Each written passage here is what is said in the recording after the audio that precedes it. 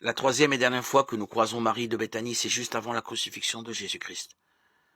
Matthieu 26, 6, 13, Marc 14, 3, 9, Jean 12, 1, 8. Un repas a été préparé chez Simon, le lépreux, probablement un lépreux guéri par Jésus et devenu l'un de ses disciples. Marthe servait de nouveau, tandis que Lazare, ressuscité, était assis à table avec Jésus et les disciples.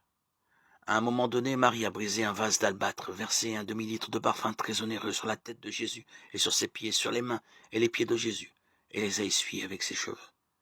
En dépit des critiques faites par Judas concernant le gâchis de cette substance, Marie n'a rien dit. De même que dans le premier incident, Marie a permis à Jésus de la défendre, ce qu'il a fait, disant qu'il avait gardé ce parfum pour son enterrement et avait fait un bel acte de service pour lui, dont le souvenir traverserait l'histoire. Nous voyons ici deux choses dont nous pouvons tirer exemple. Premièrement, elle semble savoir que le moment de la crucifixion était proche, un fait qui avait échappé aux disciples malgré la déclaration claire de cette vérité par Jésus. Il semblerait que Marie se soit contentée d'écouter son Seigneur et de méditer sa parole, tandis que les disciples se disputaient pour savoir qui était le plus grand parmi eux dans le royaume.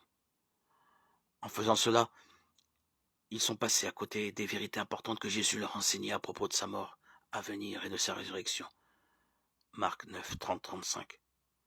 Ne sommes-nous pas bien souvent concentrés sur nous-mêmes, trop préoccupés par notre récompense, notre statut et notre réputation parmi les hommes?